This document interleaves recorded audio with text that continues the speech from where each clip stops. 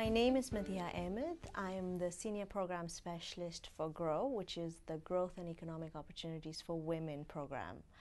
It's a portfolio of projects that looks at the challenges that women face when they want to engage in economic opportunities, and these challenges appear in lots of different ways. This could be around social norms, it could be economic, it could just be the structure of the economy.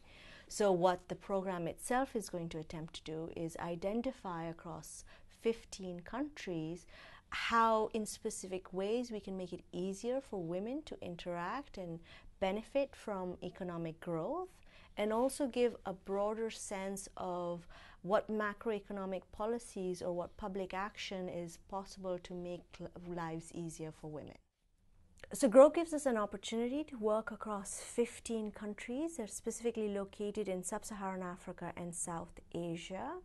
And that opportunity to get a wealth of information and knowledge and research, quality research that's generated, will allow GROW as a portfolio to influence policy at the national level and at the regional level, and feed that back into how donors, international policy actors, and upcoming policy windows can interact with how every one of us can work to make women's lives better. GROW as a portfolio is looking at 3 themes, and they're all interconnected. And the first one is very specific instances of interventions that allow women to overcome the barriers to economic empowerment.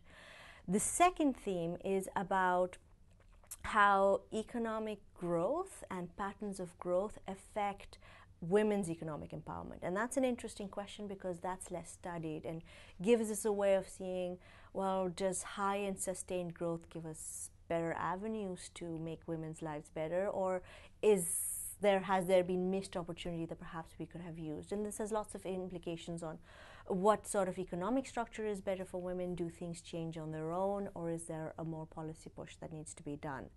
And the third theme, which I think is just as important, is about building that evidence base for how women's economic empowerment on their own can contribute to economic growth, because that is the big policy idea, and that will continue to be over the next few years.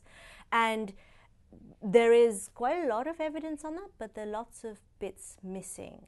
And if we can help get a better coherent sense of that, I think we will have greater influence and just a more credible voice when we advocate for change. So GROW overall is looking at not just how we can help women, but what that means at the macroeconomic level. And for me, that means it's an opportunity to look for change in interesting ways. So for me, what would be success is if in a particular country or an economy, not just one intervention became successful and one government decided to influence that, but that changed the ways that they interact with women and see women as agents of change and with agency specifically. So not just as consumers or as victims, but people who are economically active, fully participating members of their economy.